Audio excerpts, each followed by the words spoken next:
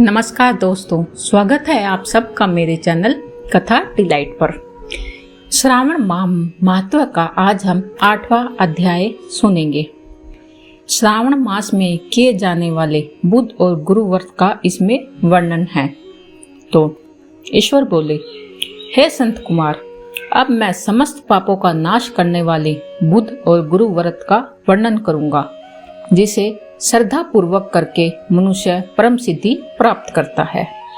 ब्रह्मा जी ने चंद्रमा को ब्राह्मणों के राजा के रूप में अभिषिक्त किया।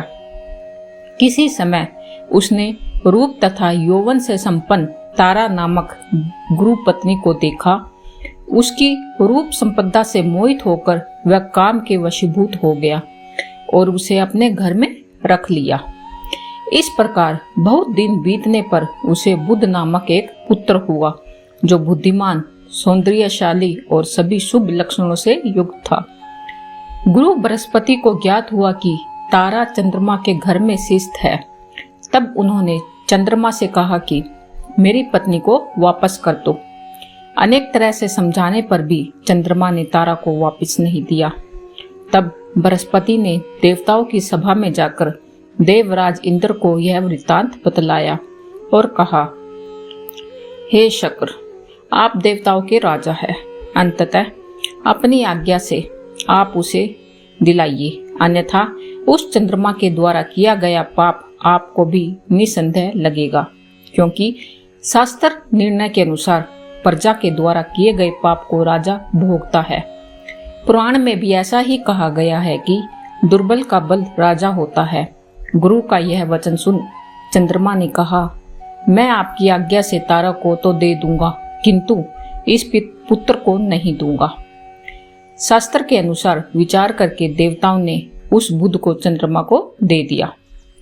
इसके बाद गुरु को उदास देखकर देवताओं ने उन दोनों को वर प्रदान किया। हे चंद्र, अब तुम घर जाओ। यह तुम्हारा भी पुत्र है और बृहस्पति का भी है। यह तुम्हारा पुत्र ग्रहों में प्रतिष्ठ होगा। हे सुराचार्य, आप यह दूसरा भी शुभ वर ग्रहण कीजिए कि जो बुद्धिमान व्यक्ति आप दोनों यानी बुध और गुरु का व्रत मिलकर करेगा, उसकी संपूर्ण सिद्धि होगी। यह सत्य है, इसमें कोई संदेह नहीं है। शंकर जी के लिए अत्यंत प्रिय इस श्रावण मास के आने पर जो लोग बुधवार तथा बृहस्पतिवार को पूजन व्रत करेंगे, उन्हें सिद्धि प्राप्त होगी। इस व्रत में दही तथा भात का नैवेद्य व्रत सिद्धि में मूल हेतु है। स्थान भेद में आप दोनों की मूर्ति लिखकर पूजन करने से भिन्न भिन्न फल प्राप्त होता है। यदि कोई हिडोले के ऊपरी स्थान पर आप दोनों की मूर्ति लिखकर पूजन करे तो वह सर्वगुण संपन्न तथा दीर्घायु पुत्र प्राप्त करेगा। यदि मनुष्य कोषागार में मूर्ति को लिखकर पूजन करता है तो उसके कोष बढ़ते हैं और वे कभी क्षय को प्राप्त नहीं होते। इस प्रकार पाकाल्य में पूजन करने से पाक वृद्धि और देवालय में पूजन करने से उनकी कृपा प्राप्त होती है। क्षयागार में लिखकर पूजन करने से स्त्री का वियोग कभी नहीं होता। धान्यागार में लिखकर पूजन करने से धान्य की वृद्धि होती है। इस प्रकार मनुष्य उन फलों को प्राप्त करता है। इस प्रकार 7 वर्ष तक करने के बाद उद्यापन करना चाहिए। उद्यापन के पहले दिन अधिवासन करके रात्रि में जागरण करवाना चाहिए। सुवर्ण की प्रतिमा बनाकर विधि पूर्वक 16 उपचारों से पूजन करने के पश्चात तिल, घी, चारू और आपामार्ग तथा अश्वत्थ से युक्त समिधाओं से होम कराना चाहिए।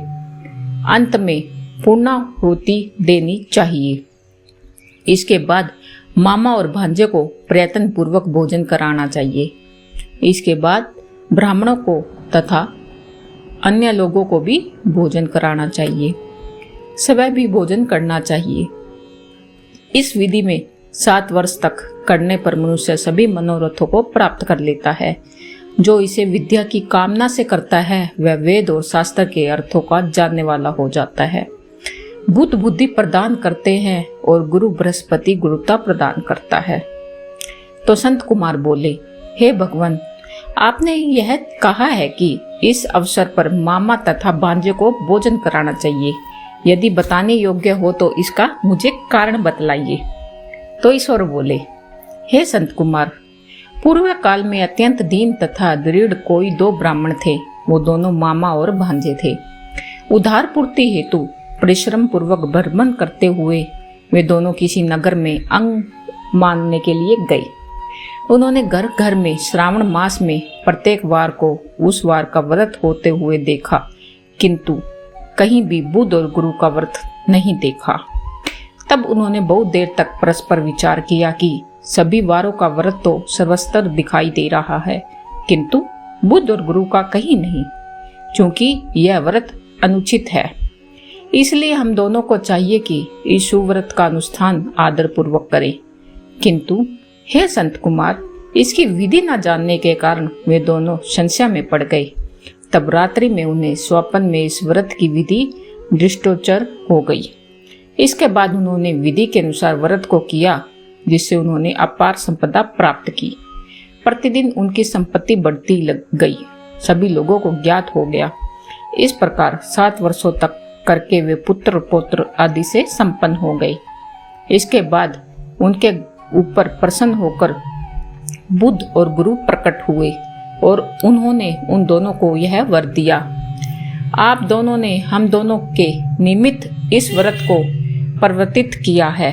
अंततः आज से कोई भी इस शुभ व्रत को करे, उसे व्रत की समाप्ति पर मामा और भांजे को प्रयत्न पूर्वक भोजन कराना ही चाहिए। इस व्रत के प्रभाव से उसे सभी कामनाओं की परम सिद्धि हो जाती है। अंततः चंद्र सूर्य प्रयत्न उसका हमारे लोक में वास होता है।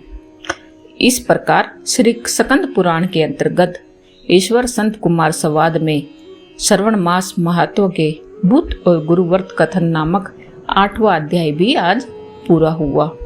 तो दोस्तों, आपको हमारी आज की वीडियो कैसी लगी, प्लीज आप कमेंट बॉक्स में जरूर बताइए। अगर आप मेरे चैनल पे नए हैं तो चैनल को सब्सक्राइब करना मत भूलिएगा और साथ में नोटिफिकेशन बेल को प्रेस करना मत भूलिएगा।